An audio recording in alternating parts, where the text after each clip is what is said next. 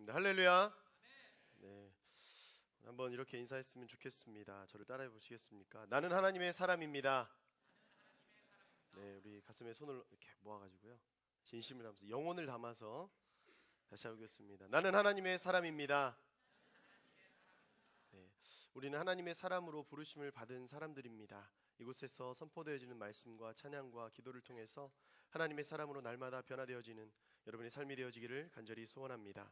오늘 말씀을 보도록 하겠는데요, 오늘 말씀은 사도행전 15장 1절에서 11절까지의 말씀입니다. 우리가 너무나 잘 알고 있는 사도행전인데, 특별히 사도행전이라는 책은 내용으로 또 사람으로 또 두 번 이렇게 나눌 수가 있더라고요. 제가 신대원을 준비하면서 사도행전이라는 책을 공부할 때 나름의 생각했던 방법인데요, 사도행전에는 크게 두 사람의 사도가 등장합니다. 그 두 사람은 누구냐면, 먼저는 앞전에 1장부터 12장에 걸쳐서 나오는 베드로 사도입니다. 또한 13장에서부터 28장까지는 이 바울, 우리가 너무나 잘 알고 있는 바울 선생님이 나오게 됩니다. 베드로와 바울을 정확히 반을 나누어서 이렇게 보시면 알겠지만, 이 누가라는 사람이 이 사도행전을 적었는데, 이 누가라는 사람은 굉장히 디테일한 사람이거든요.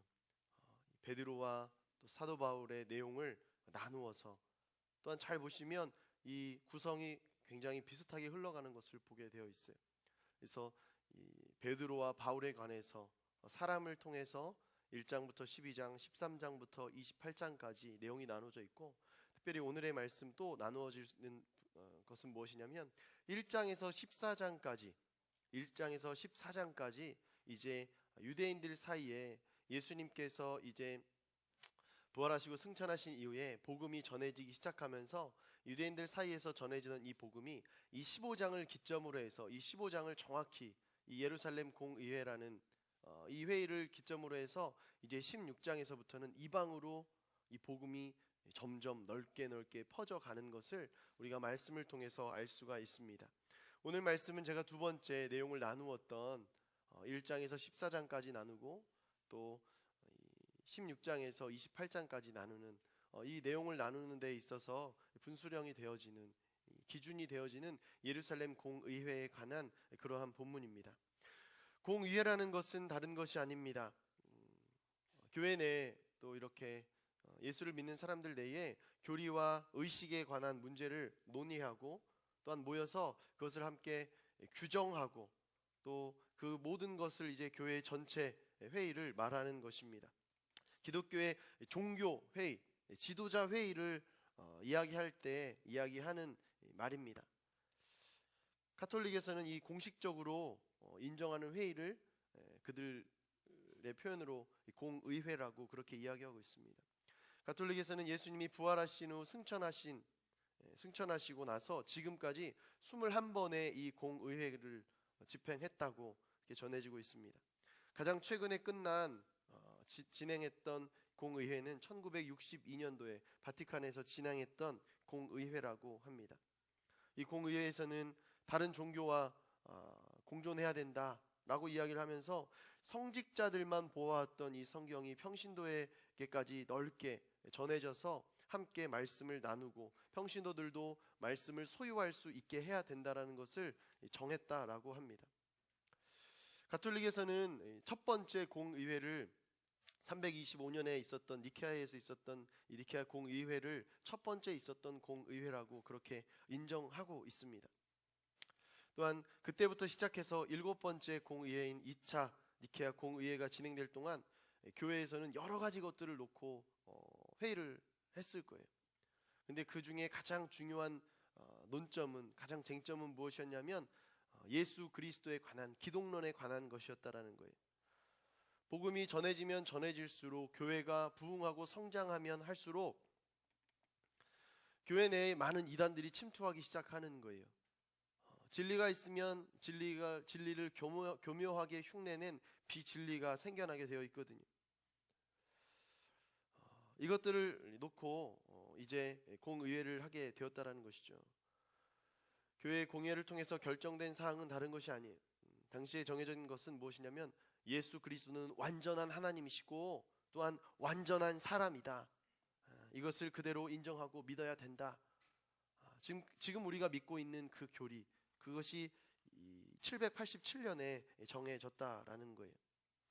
가톨릭에서는 예루살렘 공의회를 사실은 자기네들이 공의회라고 이야기하지 않아요. 왜냐하면 공의회라고 선언하고 모인 회의가 아니기 때문에. 그러나 기독교의 역사를 놓고 볼 때 예루살렘 공의회, 특별히 사도행전 15장에 나오는 이 회의는 굉장히 중요한 회의고, 또한 최초의 민족 이 종교의 지도자들이 모여서 함께 결정했던 그 회의라고 할 수 있다라는 것입니다. 예루살렘 공의회, 사도행전 15장의 이 공의회가 열린 계기는 이렇습니다. 바울과 바나바가 1차 선교 여행을, 전도 여행을 떠났어요. 떠나고 와서 다시금 안디옥 교회에 돌아온 것이죠. 돌아와서 막 보고를 했어요. 당시에 이 바울과 바나바가 교회에 돌아와서 보고했던 내용 중에 굉장히 특징 있는 사건은 무엇이었냐면 바로 이방인들이 믿기 시작했다라는 거예요. 복음에 이방인의 문이 활짝 열리게 되었다라는 것이에요. 사도행전 14장 27절에 보면 이렇게 기록이 되어져 있어요. 바울과 바나바는 안디옥에 도착해서 교회 신자들을 모으고 하나님께서 그들과 함께 행하신 모든 일과 하나님께서 어떻게 이방 사람들에게 믿음의 문을 여셨는지 보고했습니다. 바울과 바나바는 유대인들이 모여있던 회당을 중심으로 선교하고 복음을 전파했어요. 근데 유대인들은, 먼저 믿었던 예수 그리스도를 아는 사람들은 이 복음을 배척하는 거예요. 그런데 이방인들은 이 복음을 듣기만 하면, 전파되기만 하면 믿음이 생겨나고 성령의 충만함 가운데 성령이 임하고 또한 구원을 받게 되어지는 일들이 비일비재하게 막 일어나게 되는 거예요. 바울과 바나바가 실제적으로 자기가 복음을 전해 보니까 아니 성령이 임하고 이 사람의 삶이 변화되어지는데 도대체 이방인에게 복음을 전하는 것이 무엇이 문제냐는 거예요.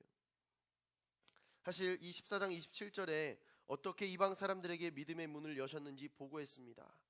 이렇게 마무리가 되어지고 있는데 아마 바울과 바나바는 안디옥 교회에 돌아와서 이야기했을 거예요. 저희들 참 잘하지 않았습니까? 이방인들에게 지금까지 복음이 전해지지 않았는데 저희가 복음을 전해보니까 이방인들이 믿기 시작하는 거예요. 이방인들의 삶이 변화되는 거예요. 그들의 구원이 우리의 눈으로도 육안으로도 확인될 정도로 그들에게도 이 복음이 들어가는 것이 보였습니다. 우리 참 잘하지 않았습니까? 이런 뉘앙스로 이야기를 했을 거예요. 그런데 그걸 가지고 지금 딴지를 걸고 교회를 어렵게 하는 사람들이 생겨났다라는 거예요. 이방인이 구원을 받는 데는 사실 교리적으로는 큰 문제가 없어요. 예수님을 믿기만 하면 구원을 받는다. 이 교리적인 문제로는 아무런 문제가 되지 않았다는 거예요. 근데 어떤 사람들이 유대로부터 내려오면서 문제가 생기기 시작했다는 거예요. 우리 1절부터 5절까지의 말씀 번갈아 가면서 하나님 말씀 읽도록 하겠습니다. 제가 먼저 받들어 읽겠습니다. 유대에서 몇몇 사람들이 안디옥으로 내려와 형제들을 가르쳤는데 모세가 가르친 관례에 따라 할례를 받지 않는다면 구원을 받지 못한다라고 했습니다. 이 말로 인해 바울과 바나바는 그들과 적지 않은 충돌과 논쟁을 벌였습니다. 그래서 안디옥 교회는 바울과 바나바를 세워 몇몇 신자들과 함께 예루살렘으로 보냈습니다. 사도들과 장로들은 이 문제를 어떻게 생각하는지 알아보려는 것이었습니다. 교회의 전송을 받고 여행을 떠난 그들은 가는 길에 페니키아와 사마리아 지방을 거치면서 이방 사람들이 어떻게 개종하게 됐는지를 전했습니다. 이 소식은 모든 형제들을 무척 기쁘게 했습니다. 그들은 예루살렘에 도착해 교회와 사도들과 장로들에게 환영을 받았습니다. 그러고 난 후 하나님께서 자신들을 통해 하신 모든 일을 그들에게 보고했습니다. 함께 봅니다. 그때 바리새파에 속해 있다가 신자가 된 몇몇 사람들이 일어나 말했습니다. 이방 사람들이 할례를 받고 모세의 율법을 지키도록 해야 합니다. 바울과 바나바가 성공적으로 1차 선교 여행, 전도 여행을 떠나서 돌아와서 안디옥 교회에 돌아와서 보고를 했는데 예수 그리스도의 복음이 이방인에게 전해졌을 때 그들이 회개하고 주께로 돌아왔습니다. 그들이 구원을 받게 되는 것을 내가 보았습니다라고 자신 있게 보고했어요. 그걸 보고하면서 그들은 어떻게 이야기했겠습니까? 다 주님이 하신 거라고, 우리가 한 게 아니라 주님이 하신 것입니다 라고 고백했다라는 거예요. 그리고 2차 전도여행을 이제 선교여행을 준비하면서 안디옥 교회에서 1, 2년 동안 이렇게 준비를 하고 있었어요. 근데 그때 당시에 이제 안디옥 교회에서 어려운 문제점들, 이단이나 여러 가지 문제들이 생겨났다라는 것이죠. 여러분, 교회사의 어떤 역사를 보면, 기독교 교회사를 보면 그러한 일이 있습니다. 교회가 부흥을 하면은 딱 두 가지의 반응이 일어나게 돼 있어요. 교회가 부흥하면 박해가 있거나 아니면 이단이 일어나서 교회를 어렵게 하거나, 둘 중에 하나입니다. 박해가 있어서 너무나 사람을 힘들게 하고 교회를 힘들게 해요. 이단이 일어나서 마치 비진리가 진리인 것처럼 사람들을 미혹해하고 어렵게 하고 믿지 못하게 한다라는 것이죠. 그러나 분명한 것은 박해가 있어도 이단이 일어나도 진리는 하나이기 때문에 진리는 계속해서 전파되어지고 더욱 퍼져 나갔다라는 거예요. 오늘 이 예루살렘 공의회에서 문제가 되는 것은 한 가지입니다. 유대인들이 제시한 한 가지의 문제는 무엇이냐면, 기독교로 이방인들이 개종했는데 모세가 이야기했던 그 모세의 의식인 할례를 받지 않으면 구원을 얻을 수 없는 것이다. 예수를 믿으면서도 할례를 받지 않으면 구원을 절대 받을 수가 없는 것이다 라고 주장하기 시작했다라는 거예요. 어렵죠. 당시에 이 모세가 이야기한 것, 특별히 성경에 기록되어져 있는 이 할례라는 것, 이것은 다른 것을 의미하는 것이 아니에요. 이 할례를 받으면 언약의 백성이고 이 할례를 받지 않으면 언약 백성이 아니다라고 당시에는 그렇게 규정하고 있었다라는 거예요. 근데 바울과 바나바가, 그리고 안디옥 교회가 가만히 보니까, 이방인들 선교를 하다 보니까, 이방인들에게 복음을 전하다 보니까 할례가 아니어도 그들이 변화되는 것이 보이고 성령이 충만해지는 것을 볼 수 있고 그들이 구원받는 것을 눈으로 보게 된다라는 거예요.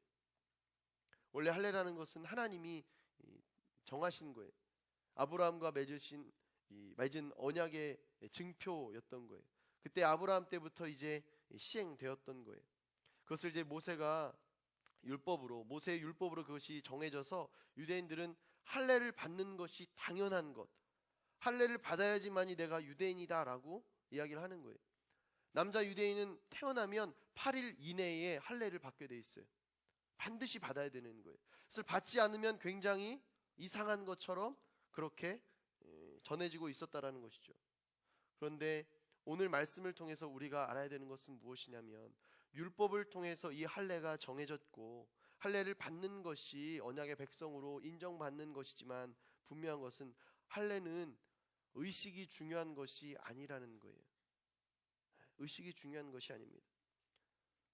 할례라는 것이 이 의식이 중요한 것이 아니라 마음의 할례를 행하는 것, 내 마음이 변화되어지고 내가 하나님의 사람으로, 언약의 백성으로 변화되어지는 것이 중요하지, 몸의 어떤 증표를 얻는 것이 중요하지 않다라는 것을 지금 이야기하고 있다라는 것입니다. 신명기의 말씀을 보면 신명기 10장 16절에 마음의 할례를 행해야 된다라고 그렇게 이야기를 합니다. 예레미야 4장의 말씀에서도 마음의 가죽을 베어내라고 그렇게 이야기해요. 육신의 어떤 할례를 행하는 것으로, 그것으로 너희에게 할 것을 다 했다라고 이야기하는 것이 아니라 마음의 할례를 하고 마음의 가죽을 베고 여호와께 속해야 된다라는 것을 성경은 기록하고 있다라는 거예요. 사실 이 할례라는 것은 예수 그리스도가 이 땅에 오시기 전까지는 하나님의 사람으로서의 굉장히 중요한 증표였습니다. 구원을 받은 사람으로서의, 언약을 받은 사람으로서의 굉장히 중요한 증표였어요. 그러나 이미 예수 그리스도가 이 땅에 온 이후로는, 예수님께서 십자가를 담당하신 이후로, 십자가에서 달려 돌아가시고 부활하시고 승천하신 이후로, 우리의 모든 죄의 문제를 다 담당하신 이후로는 예수 그리스도를 믿기만 하면 구원을 받는다는 게 지금 이 안디옥 교회에서 바울과 바나바가 이야기하고 있다라는 거예요. 바울의 복음의 핵심은 다른 것이 아니에요. 주 예수를 믿으면 구원을 받게 되어 있다라는 거예요. 사도행전 16장 31절에 그렇게 기록하고 있어요. 주 예수를 믿으라, 그리하면 너와 내 집이 구원을 얻으리라. 다른 것을 이야기하지 않아요. 구원을 받는 데 있어서 다른 것을 이야기하는 것이 아니라 주 예수 그리스도를 믿으라고 지금 이야기를 하고 있다라는 거예요. 그런데 그때 유대 지역부로부터 내려온 어떤 사람들이 모세의 율법대로, 그 법칙대로 할례를 받지 않으면 구원을 얻을 수 없다라고 자꾸 이야기하는 거예요. 그리고 바울과 바나바가 실제적으로 복음을 전하고 돌아온 이 바울과 바나바와 논쟁을 벌이게 되는 거예요. 쉽게 말해서 싸움이 벌어지게 되었다라는 거예요. 근데 이 논쟁이 안디옥 교회 이 단독적으로 이것을 해결할 능력이 없는 거예요. 바울과 바나바가 이것을 규정하고 이야기할 수 있는 도저히 해결할 수 있는 수준이 넘어서는 것이죠. 그래서 바울이 자신과 함께 바나바를 몇 사람 이렇게 해서 예루살렘 교회에 가는 거예요. 그리고 그곳에서 이 예루살렘, 이 쉽게 말해서 본부에 모여서 회의를 하기 시작했다라는 거예요. 총회를 열어서 이 문제를 어떻게 해결할 것이냐, 이 문제가 어떤 것이 정답이 되겠느냐를 이야기하고 있었다라는 거예요. 당시에 이 바울과 바나바가 복음을 전하던 이 당시의 시대에는 구원이라는 것을 이렇게 생각하고 있었어요. 믿음이 있고 그 믿음에 행위를 더해야지만이 구원에 이를 수 있다. 믿음으로는 부족하다라는 거예요. 믿는 것으로는 부족하다라는 거예요. 믿음에 인간적인 행위가 더해져야지만이 구원을 받을 수 있다라고 그렇게 규정하고 그들의 어떤 인식 속에 그것이 자리 잡고 있고 그것이 아니면 틀린 것처럼 그렇게 이야기를 했다라는 거예요. 근데 여러분, 구원이 그런 것입니까? 믿음에 내 행위가 들어가야지만이 내가 구원을 받을 수 있냐는 거예요. 내가 잘하면 하나님이 더 큰 구원을 허락해 주시고 내가 못하면 나는 아무리 예수를 믿어도 구원을 받을 수 없냐라는 거예요. 우리는 그렇지 않다라고 배우고 있잖아요.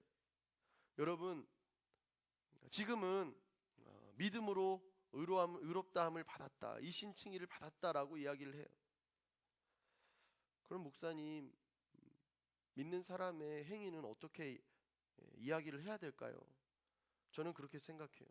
믿음으로 구원을 받은 사람, 하나님께 속하게 된 사람, 언약의 증표를 얻은 사람, 하나님의 사람으로 속한 사람은 변화되게 되어 있고 그 변화는 반드시 지금까지 내가 해오지 않았던 행위가 나도 모르는 사이에 내 삶 가운데 일어나게 되어 있다라는 거예요.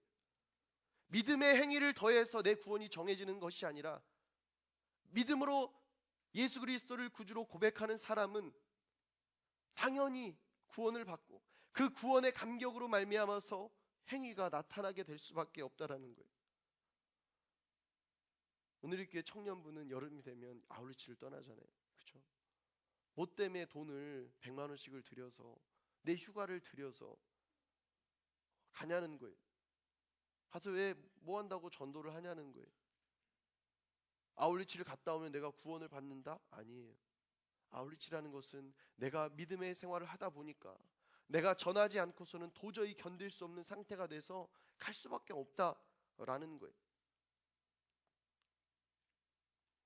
요한복음 1장 12절에는 또 그렇게 기록이 되어 있습니다. 그분을 영접한 사람들, 곧 그분의 이름을 믿는 사람들에게는 하나님의 자녀가 될 권세를 주셨다. 이름을 믿는 사람들에게는 하나님의 자녀가 되는 권세를 주었다는 거예요. 로마서 3장 28절에는 우리는 사람이 율법의 행위와 상관없이 믿음으로 의롭다는 인정을 받는다고 생각합니다. 내가 믿음으로 예수 그리스도를 믿음으로 고백하기만 하면 구원은 선물로 받는 거예요. 내가 구원을 받게 되면 그 구원의 감격으로 인하여서 내 삶이 변화되어지는 거예요. 내 행위가 변화되어지고 내 모습이, 내 언어가, 내 행동이 변화되어진다라는 거예요. 그런데 당시에는 그렇지 않았다는 거예요.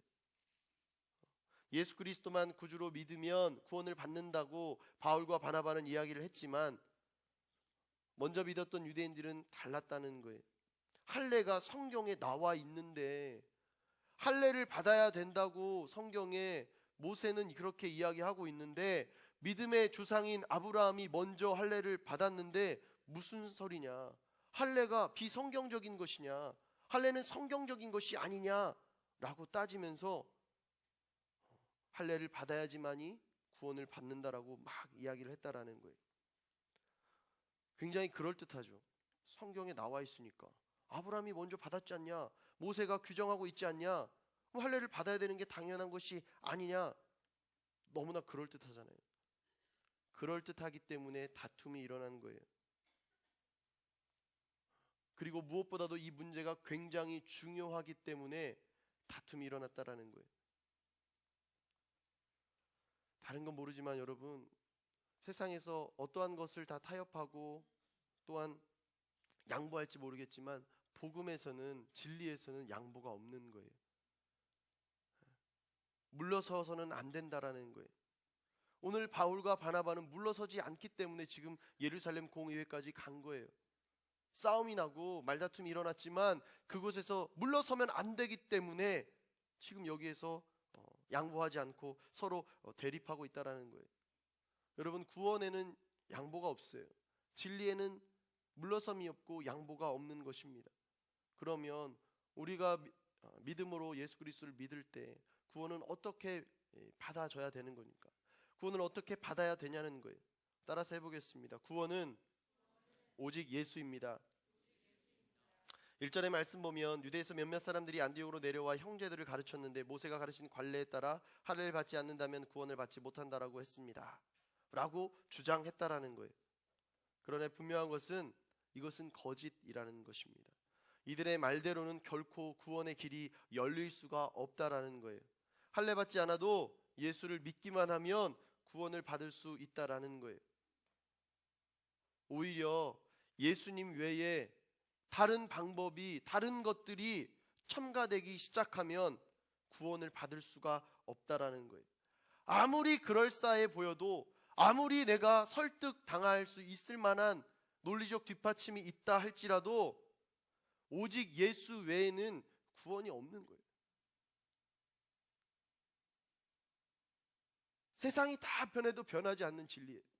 구원에는 오직 예수밖에 없다라는 거예요. 오직 예수 한 분만으로만 구원받는다는 진리, 그것은 절대 변하지 않는다는 거예요. 여러분, 우리의 삶에 아무리 많은 것들이 내 삶 가운데 영향을 미치고 아무리 많은 것들이 들어온다고 할지라도 신앙에 있어서 예수님을 통한 이 구원은 오직 예수라는 이것에 다른 첨가물이 있어서는 안 돼요. 플러스 알파가 있어서는 안 된다라는 거예요. 왜? 성경은 그렇게 증거하고 있거든요. 요한복음 14장 6절에 나는 길이요 진리요 생명이니 나를 통하지 않고는 아버지께로 올 사람이 없다라고 예수님께서 도마에게 그렇게 말씀하셨어요. 사도행전 4장 12절에 예수 외에 다른 어느 누구에게라도 구원을 받을 수 없습니다. 하나님께서는 하늘 아래 우리가 구원받을 만한 다른 이름을 우리에게 주신 일이 없기 때문입니다 라고 기록하고 있다라는 거예요. 여러분, 우리의 인생에 구원의 길은 없는 거예요. 예수 외에는 없는 거예요. 다른 길은 절대 없다라는 거예요. 다른 길을 찾기 시작하면, 예수 외에 다른 것을 붙이기 시작하면 이단이 되어지는 것입니다. 다른 것을 붙이기 시작하면 샛길로 빠지게 되어 있다라는 거예요. 많은 이단들이 있죠. 사실 그 이단들이 이단이 되는 것은 다른 것이 아니에요. 행위가 너무 많이 더해져 있어요. 예수 그리스도 한 분으로 이신층이 믿음으로 구원을 받는다는 그 믿음이 먼저 돼야 되는데 다른 것들이 너무나 많이 붙어 있어요. 제7일 안식일교, 안식일이 중요하다는 거예요. 안식일을 지켜야지만이 이것이 구원의 조건이 된다라고 주장하는 거예요. 신천지 14만 4천 명 안에 들어가야 된다라는 거예요. 14만 4천 명 안에 들어가야지만이 구원이 있다라고 이야기를 했다라는 거예요. 이단은 다른 것이 이단이 아니에요. 예수 외에 다른 것이 첨가될 때, 예수 외에 그럴싸해 보이는 다른 것들이 붙게 되면 그것이 바로 이단이 된다라는 거예요. 내가 이단이냐 이단이 아니냐는 딱 한 가지로 구분할 수 있어요. 나에게는 오직 예수인가 아닌가, 예수 외에 나에게 영향을 미치는 것이 있는가 없는가, 나의 신앙에 있어서 날마다의 삶 가운데 오직 예수로 살아갈 수 있는 여러분들이 되어지기를 간절히 소원합니다. 또 따라 해보겠습니다. 구원은 오직 복음입니다.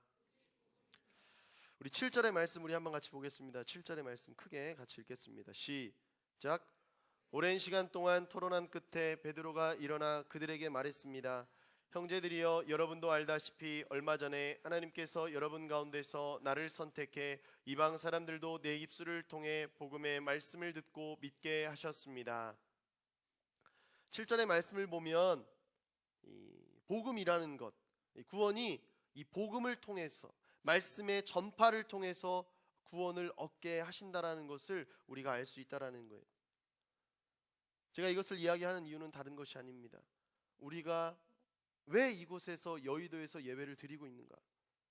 교회는 답답하고 거기까지 가기 머니까, 서빙구가 멀고 양재가 머니까 적당한 여의도에서 모여서 같이 예배를 드리는 것이 아니라는 거예요. 여의도에서 예배를 드리는 이유는 딱 한 가지입니다. 이 나라의 정치와 경제를 위해서 기도하고, 또한 외부에서 이스라엘 사람들이, 유대인들이 광야에서 텐트를 쳐면서 예배를 했던 그 믿음의 야성을 우리가 소유하고 세상 가운데 예배자로 살아가기 위한 어떤 결단을 우리가 이 예배 처소를 여의도로 정한 이유라는 거예요. 여러분, 우리가 W 공동체인 이유, 우리가 여의도에서 예배하는 이유는 다른 것이 아니에요. 전도하기 위함이에요. 우리의 예배를 통해서, 주께서 우리에게 주신 말씀을 통해서 전도하기 위함이라는 거예요. 왜? 전도하지 않으면 듣지 않는 사람이 어떻게 구원을 받을 수 있겠냐는 거예요. 어떻게 예수님을 믿을 수 있겠냐라는 거예요. W 공동체에 전도팀이 있는 거 혹시 아십니까? 팀장님 오셨나 모르겠네. 전도팀장님? 어디 있죠? 전도로 갔나? W 공동체에 전도팀장이 있어요. 전도팀이 있습니다. 제가 예전에 전에 공동체 있을 때 길 공동체 있었는데 그 공동체 전도팀 이름은 길바닥이었어요. 길바닥에서 전도 열심히 하라고 이름을 제가 지어주었어요. 우리가 이곳에 있는 이유는 전도하기 위함입니다. 복음을 전하기 위함이에요. 여러분, 지하철 타고 오시면서, 버스 타고 오시면서 얼마만큼 복음을 전하고 계십니까? 그냥 나 혼자 말씀 듣고 돌아가는 것도 겨우겨우 해서 그렇게 예배를 드리고 있습니까? 아니면 내가 복음을 전하지 않고서는 참을 수 없어서 그 복음을 전하는데 내 시간을 다 들여서, 내 열심을 들여서 전도를 하고 있습니까? 로마서 10장 14절에 15절의 말씀을 보면 이렇게 기록하고 있습니다. 그런데 그들이 믿지 않는 분을 어떻게 부르겠습니까? 듣지도 못한 분을 어떻게 믿겠습니까? 전하는 사람이 없이 어떻게 듣겠습니까? 또 보냄을 받지 않았다면 어떻게 전하겠습니까? 기록되기를 좋은 소식을 전하는 사람들의 발이 얼마나 아름다운가 라고 한 것과 같습니다. 여러분, 우리의 구원은 말씀이 들어가야 되는 거예요. 말씀을 듣고 믿음의 싹이 자라나야 되는 거예요. 말씀을 듣는 것을 게을리하지 마십시오. 제가 특별히 말씀드립니다. 예배 끝나고 순모임 안 하고 집으로 가지 마세요. 꼭 순모임을 하고 가세요. 세상 살기 힘든 이유가 있어요. 말씀이 없는데, 하나님의 사람이 말씀의 양식, 영의 양식이 없이 집에 갔는데 어떻게 세상을 살아갈 수 있습니까? 어떻게 승리할 수 있어요? 어떻게 영양분을 공급받을 수 있습니까? 먹지 않고 나는 왜 이렇게 내 영혼이 말라가는가? 핑계하지 마시고 여러분, 말씀의 자리에 늘 거하십시오. 말씀이 선포되어지는 자리, 말씀이 넘쳐나는 자리, 그 자리 가운데 날마다 자리하시고, 또한 그 말씀을 통하여서, 그 복음을 통하여서 구원을 확실하게 얻어서 누리는 여러분의 삶이 되어지기를 간절히 소원합니다. 그럼 따라하겠습니다. 구원은 오직 은혜입니다. 우리 8절부터 11절의 말씀 우리 번갈아 가면서 한번 읽겠습니다. 8절부터 11절의 말씀. 그 마음을 아시는 하나님께서는 우리에게 하셨던 것처럼 이방 사람들에게도 성령을 주셔서 그들을 인정하셨습니다. 하나님께서는 그 마음을 믿음으로 깨끗하게 하셔서 우리와 그들 사이에 차별을 두지 않으신 것입니다. 그런데 여러분은 어째서 우리 조상이나 우리가 질 수 없었던 무거운 짐을 이방 신자들에게 지워서 하나님을 시험하려고 하십니까? 우리는 그들과 마찬가지로 주 예수의 은혜로 구원받는다고 믿습니다. 여러분, 믿음이라는 것은 은혜입니다. 은혜. 믿음은 내가 믿어야지, 믿어야겠다, 내 의지로 되어지는 것이 아니라 하나님께서 성령을 통하여서, 성령의 충만함을 통하여서 우리 가운데 믿게 하셨기 때문에 이 자리에 와 있다라는 거예요. 내가 예수 그리스도를 믿음으로 고백할 수 있게 되었다라는 거예요. 내가 복음을 전해 들을 수 없는 상황이었는데 복음을 전해 들었다. 그것이 은혜인 것입니다. 나같이 이성적이고 나같이 사람을 의심을 많이 하는 사람이 예수님을 믿고 있다. 예수 믿는 것 자체가 바로 은혜라는 거예요. 밖에 눈이 엄청 펑펑 오고 있는 거 아십니까? 나오기 싫었죠. 그냥 집에 있고 싶었죠. 이런 추운 날씨를 뚫고 이 자리에 있을 수 있다라는 것, 내 마음이 움직여서 이곳에서 예배를 드리고 있다라는 것이 은혜라는 거예요. 내 안에는 사랑이 없는데 내가 하나님을 향한 사랑을 내 입술로 고백하고 이웃을 사랑하는 것을 몸으로 실천하는 것, 내가 은혜로워서 그런 것이 아니라 하나님께서 나에게 은혜를 허락하여 주셨기 때문에 내가 그것을 등히 감당해낼 수 있다라는 거예요. 내가 마땅히 당연히 자연스럽게 누리고 있는 것들 하나도 하나님께서 내게 허락하시지 않은 것이 없다라는 거예요. 내 힘으로 그것이 내게 주어진 것이 아니라 하나님께서 주셨기 때문에 내게 주어진 것이라는 것입니다. 주님은 우리를 늘 잊지 않으십니다. 우리를 버리지 않으세요. 우리가 잊지 않는 한, 우리가 주님을 향한 우리의 손을 놓지 않는 한 절대 하나님은 나를 놓지 않으신다라는 거예요. 여러분, 주일이 되어서 도저히 내가 주일에 예배를 드리지 않으면 찜찜해서 일주일을 살기가 굉장히 힘들어. 내가 이 찜찜함 때문에 교회를 가지 않고는 못 배기겠다. 그 찜찜한 기분이 드는 것도 은혜라는 거예요. 내가 예수 그리스도의 이름을 내 입술로 부를 수 있는 것도 은혜라는 것입니다. 내가 굉장히 게으르고 불성실한 사람인데 교회에 와서 공동체에 와서 리더십으로 섬기고 예배팀으로 섬긴다. 그 섬김도 은혜가 있어야지만이 내가 섬길 수 있다라는 거예요. 목사님이 섬기라고 했으니까 저는 섬기고 있어요. 목사의 입술로라도 하나님께서 나에게 말씀해 주셨기 때문에 내가 섬길 수 있는 은혜를 누리고 있다라는 거예요. 여러분, 우리가 아무리 노력해도요, 내가 아무리 들고 뛰어도 하나님께서 내게 베풀어 주시는 은혜가 없으면 그냥 그것은, 은혜의 역사가 없으면 그냥 내 인생은 그냥 인생일 뿐이라는 거예요. 하나님과 함께하는 은혜의 인생이 될 수가 없다라는 것입니다. 로마서 1장 17절에는 이렇게 기록하고 있습니다. 복음에는 하나님의 의가 나타나서 믿음으로 믿음에 이르게 하나니 기록된 바 오직 의인은 믿음으로 말미암아 살리라. 은혜로 주신 것을 믿으면 우리에게 구원이 허락되어집니다. 행위로 구원을 받는 것이 아니라는 거예요.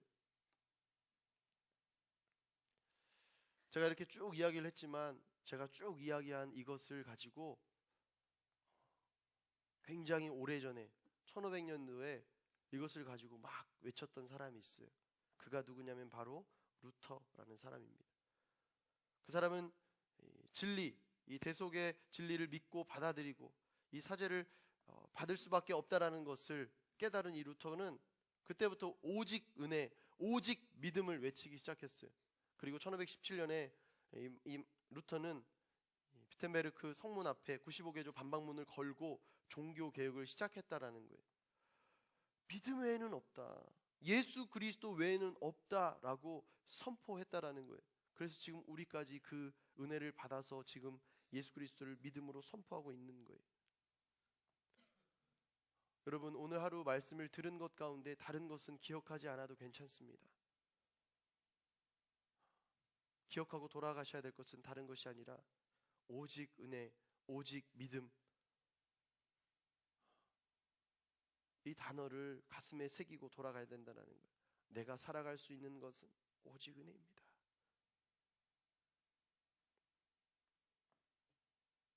나는 오직 예수 그리스도를 믿을 뿐입니다. 믿음으로 나는 은혜를 받아 누리는 사람입니다. 나는 구원을 받은 사람입니다. 율법은 결코 본질이 아닙니다. 우리에게 있어서 본질은 예수 그리스도뿐이라는 거예요. 구원에 이르는 본질은 예수 그리스도뿐이라는 것입니다. 여러분, 내가 해결할 수 없는 부분의 멍에를 스스로 지우고 스스로 지고 괴로워하지 마십시오. 예수님께서 다 책임져 주신다고 하셨기 때문에 그냥 맡기면 되는 거예요. 질 수 없는 것을 가지고 내가 어떻게든 해보려고 하니까 힘든 거예요. 해결이 안 돼서 너무나 괴로운 거예요. 나에게 있어서 불가능은 하나님에게 있어서 가능입니다. 내가 불가능해야지만이 하나님이 일을 하실 수 있어요. 내가 믿음으로 고백하고 주 앞에 엎드려져야지만이 하나님이 나에게 오셔서 일을 하실 수 있다라는 거예요. 여러분, 내 인생의 모든 것을 하나님의 은혜에 맡기십시오. 그리고 자유하십시오. 그리고 은혜 안에서 기쁨을 누리는 삶을 살아가는 하나님의 거룩한 자녀들이 되십시오. 걱정하는 것들, 근심하는 것들, 고민하는 것들, 내 스스로를 짓누르고 있는 것들, 그것이 내 인생의 본질이 아니라는 거예요. 내 인생의 본질은 오직 예수 그리스도일 뿐입니다. 비록 순간순간 실패하고 넘어질 수 있습니다. 우리는 연약하기 때문에.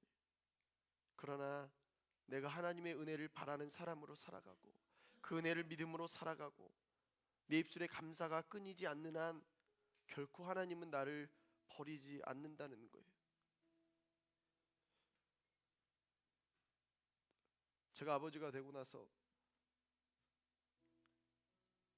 제게 있어서 절대로 생각하지 않는 것은 딱 한 가지예요. 내 아들이 나랑 관계가 없는 사람이 된다라는 것을 한 번도 생각해 본 적이 없어요. 비록 몸은 떨어져 있어도 아들이 무엇을 하고 있을까? 아프지는 않을까? 밥은 잘 먹고 있을까? 사람도 그런데 하늘에 계신 아버지는 어떠하겠냐는 거예요. 여러분, 걱정하는 것들 다 하나님께 맡기십시오. 내어드리십시오. 내어드릴 때 능력이 나타날 것입니다. 내어드릴 때 우리 가운데 자유가 임하게 될 것입니다. 하나님은 절대 저와 여러분을 내버려 두지 않습니다. 절대 버리지 않아요. 사소한 것으로, 본질이 아닌 것으로 고민하지 말고 날마다 예수 그리스도로 말미암아 승리할 수 있는 믿음의 승리자가 되어지는 여러분들이 되어지기를 간절히 소원합니다. 이 시간 우리 한번 찬양하며 나아갈 텐데요.